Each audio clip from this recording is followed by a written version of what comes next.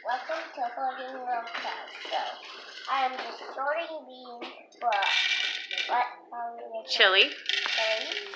So what do you have to do to sort the beans? Can you talk a little louder?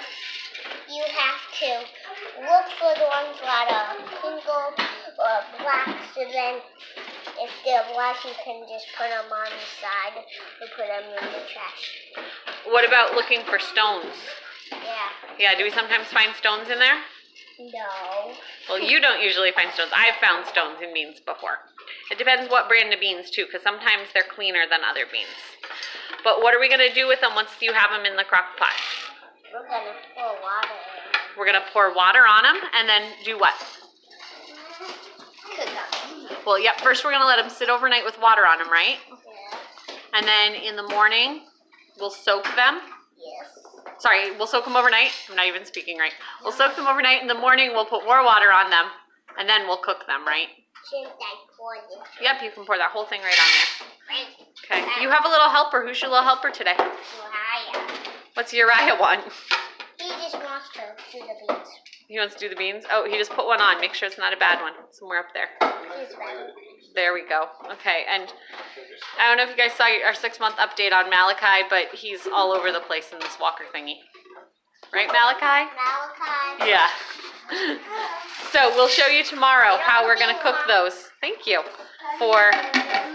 This is how you get dry beans ready like you'd have them in a can, and then we'll show you the recipe we're going to do for our chili. So say bye, guys. Bye. Bye. Hey guys, welcome to Herding Little Cows. So today we're doing a meal from our pantry. So we have chili that we're making. And yesterday, Abigail sorted beans for me. They're all sitting over there. Abigail sorted beans for me and put them in the crock pot, and we let them soak overnight just in regular cold water. This morning I drained them, added new water, and we put them in the crock pot on high for the day. Because I'm making a large portion of chili, they're going to cook separately than this food that I'm putting in this crock pot, and I will combine them as it gets closer to supper time. So you can also do this with canned beans and just add them here at the start of the cooking time. So in my crock pot, I have 4 or 5 carrots that are shredded. I don't know if you can see this. We did 4 or 5 shredded carrots. They add a lot of bulk and nutrition to food, so I use them a lot when we're doing tomato-based sauces like spaghetti sauce or chili. And I'm cutting up 2 onions, adding those to the crock pot. I'm going to add garlic because garlic is good for everything, and it is good to help you prevent getting sick. So my great measuring end of a knife full, and another end of a knife full, and another end of a knife full, because that looks good. I don't measure much in the house. So you could do garlic powder, you could do dried garlic, whatever you happen to have on hand. You wouldn't want to do garlic salt because it would be too salty. I'm crying from my onions. So hold on, I'm going to add the rest of the other ingredients. I'm just going to wipe my hands off from that garlic and the onions. So this is deer meat that we cooked in the crock pot last night. This deer was given to us by a friend who wanted the ability to go hunting and didn't have room in his freezer. So they were very nice to bless us with a deer. So thank you, Bet's family. We cooked this up, and these are the leftovers from dinner last night. So they're going to go. This pot of chili will feed us at least 2 meals. So this amount of meat for this amount of meals is good. It's a good way to spread the meat. So I'm just breaking up the clumps. These were deer steaks that were like, this big, and cooking them has made them so they shred well. We're going to use some diced tomatoes. I had a big number 10 can we opened the other day, so those are going in the pot. We're using up leftovers. Tomato paste that I was given by my aunt and uncle that's been sitting in my fridge because I never use tomato paste. So we're going to squeeze some of this into the container, and we will add, can you fill that with water, Mark? You're going to hear the water behind Mark. And for everybody who's watching and sees this, we got a cheap mic the other day, and we're going to try to see if it helps with background noise because we have a lot of kids in the house. If you haven't joined us before, Mark and myself, I'm Sarah, we have 7 kids living in the home, and if you hear shrieking, the baby is 6 months and just realized that he can shriek. And so we're trying to teach him that shrieking is not necessary. But, okay, we're gonna add a bunch of water. We eat our chili more like a soup, or we add it on top of rice. So, mix all this up. And remember, I have the tomato paste in there too, so that needed water to reconstitute. We're also going to add pepper. Just a bunch of pepper. Again, we don't measure. You just add some. There we go. We're going to add salt. We don't really need a measure, but it's easier for me to just get out of there. So we're going to add salt. If you are putting beans in here, you want to make sure your beans are fully cooked, because adding salt to beans when they're not fully cooked keeps them from getting soft. So because I'm not adding beans to this, I added the salt. If you're adding canned beans, it's fine to still add the salt now, but if your beans need to still cook, you don't want to add salt to your recipe. We are going to add chili powder. And again, no measuring. This is a new container, so it's really full. It doesn't like to come out very well. I'm going to take the top off. Now I just need to be careful I don't add way too much. There we go. And we like our chili kind of spicy, so we add pepper flakes.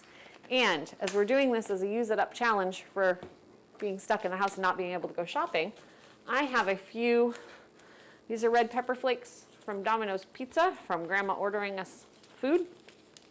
And look what you have. Yesterday we had some tater tots that were in the freezer, and we used ketchup packets that we had in the fridge. Maybe you've got leftover, soy sauce from going to a fast food, like a takeout Chinese place. Look up those packets. I know we have, what's it called? Chick-fil-A sauce that we need to figure out something to do, because they always give you a lot of Chick-fil-A sauce. So just figure out things to do with those packets. So I'm using 2 of these little crushed red pepper flakes, and I'm gonna mix that up. And we are gonna let this cook on high all day. And then, like I said, once the beans get cooked, which will probably be, because they're on high, it'll probably be around 2 or 3, we will add some of the beans to here, and we'll add some of this to the beans, and we'll end up with 2 crock pots full of chili. We will then freeze one for another meal. So chili, another reason we made chili today, I think I can do it without messing up my microphone, but I cleaned out our pantry the other day. I don't know if you can see, I was trying to see what we had, and one of the things I found was 3 bags of crushed tortilla chips. I'm gonna go back over here. We'll see how much noise that made on the mic. I found 3 bags of crushed tortilla chips. So what our family likes to do is we'll put the chili in a bowl, we'll put some cheese on top, and then we sprinkle crushed tortilla chips on top as a crunch flavor. And it's a good way to use up the extra tortilla chips that are in our cupboard. So this recipe was made because it was the stuff I had in the house. It used up stuff that I needed, and it just used the parts and pieces. So I will hopefully remember to show you what this looks like when we combine it all later. So last night you saw Abigail picking the beans and making sure that they didn't have any stones or bad beans in it. We put them in the crock pot with just water. It was not even in the insert. You just let them sit in cold water overnight to soak. So this is what they look like this morning. We took the water that was on them, drained it, like put it down the drain, added brand new water, and just turned these on to high. It's not hot yet, but you can see that they're starting to get steam. So this is going to sit on high. It is 8:22 in the morning, and these will probably be ready because I soaked them overnight around 3 o'clock this afternoon. So these are going to go today in the chili that I made. But if you had beans that were made, you can use them and season them any way you want. We use this a lot to make refried beans, where we just mash them and add taco seasoning. You can use fat and fry them in the pan while you mash them, and that makes them true refried beans. But we use just mashed pinto beans with taco seasoning for most of our bean dishes.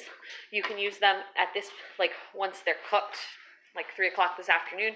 You can use them in chili, you can use them in soup, you can use them in any way that you would use canned whole pinto beans.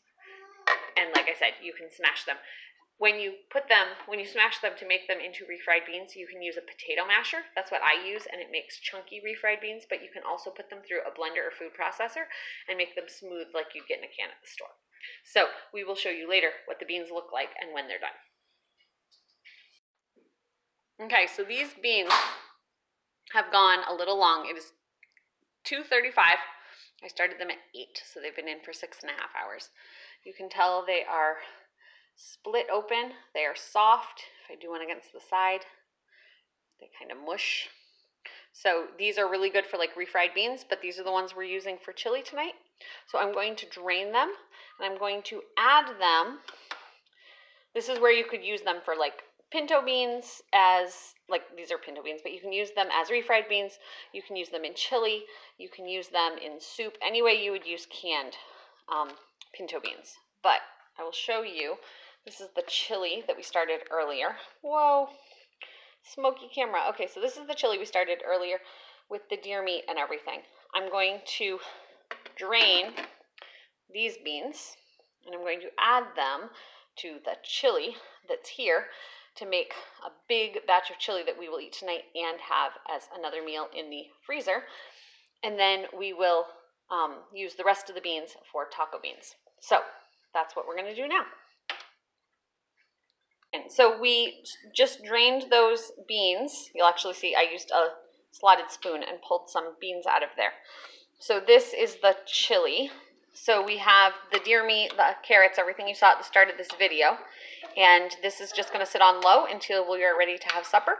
And we will serve it with cheese and what's called crushed up tortilla chips.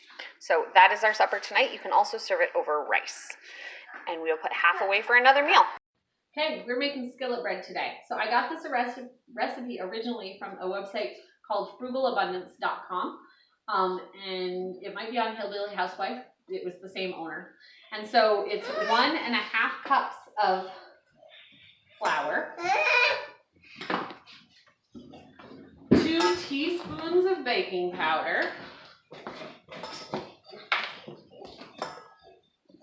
So this recipe is really nice because it's a bread recipe that comes together very quickly, and it doesn't include yeast. So if you don't have yeast in the house, here's a bread recipe you can have. 2 teaspoons of baking powder, 1/2 teaspoon of salt.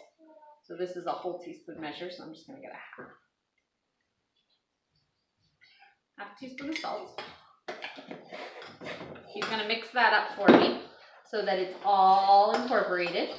Thank you. While you mix that, go ahead and mix it. I'm going to add 3 tablespoons. You are mixing. I'm adding 3 tablespoons of butter to my warm cast iron skillet. And you need a top for this recipe for your cast iron. Can you get the top out for me? It's done. Josiah, can you stop rolling on that? Thanks. Down here. No, it's not under the cabinet. It's in the cabinet. So, so after you've added that, oh, hold on. I need you to stop for a minute. I'll let you mix in a minute. After you've done that, you're going to add 1 egg. I'll tell you when it's time to mix. Don't mix yet. 1 egg. I can't find any top. The big top. The big metal top with the glass in the middle. If you can't find it, I'll get it afterwards. I can't find it. You can't find it? You need 1 egg. Don't touch yet. 3/4 of a cup of milk. This is a 1/4 cup measure, so we'll do 3 of these. 1, 2, 3. And, hold on, you need a tablespoon of vinegar. So I'm going to get out my tablespoon measure for my salt. I'll wash it when I'm done with the vinegar. This is what we keep vinegar in. I know this isn't a vinegar container. It pours nicely though. So after you do that, you mix it well. Go ahead, you can mix now that I got the egg done. Go ahead. So then what we're going to do is we're going to cook it in a skillet on the stove. Can you be down so I can find that lid? Ginny, you can dig down in there. She can reach behind everything. Okay, I'm going to take it now. Thank you. You did a great job. Oops, got some flour on you. It's just flour. It's okay. So this isn't a bread, like the thickness of your batter is not a bread like you would think of with kneaded bread. You want to make sure the egg is all the way incorporated. Thank you. And so your batter is going to be more like a very thick pancake. I don't really know the best way to explain it. You don't want it really dry, but you don't want it really wet either. It's going to come out in a blob in the pan. So, gotta wait.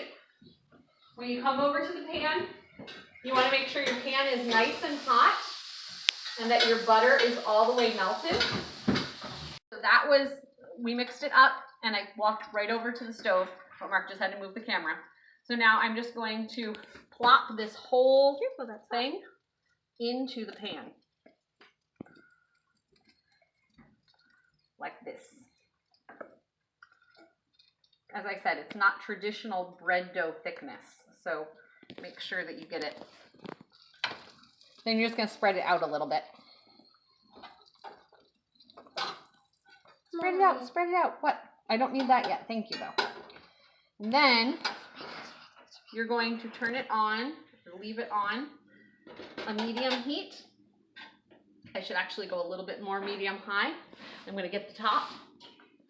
We're going to cook it like this for 5 to 8 minutes until it's brown on the one side.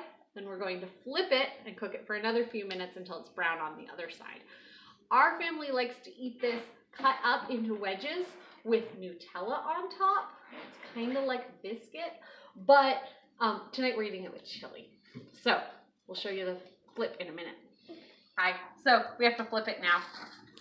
And so it's a little tough to do, but that's what you do to flip it. So that's our thing. I'm going to turn it down a little bit because I left it on a little higher, so it's like medium low, I would call it. Every stove cooks a little different. So that is going to take a few more minutes, and how you're going to check it is to put in a butter knife and see if it comes out clean in the center like you would a cake in the oven. So see you in a minute. This is the finished product, the chili. It's a little liquidy. You can serve it on top of rice. We're going to put a little cheese on top. Go ahead. Go ahead. You can add a little more if you want. You can also serve this with sour cream on top. And then we take the bottoms, the broken tortilla pieces, and we put them on top for a little extra crunch. So that's how we serve our chili. Okay, so we took the skillet bread out. It was cooked through. We let it sit for 5 minutes, which is what they suggest you do.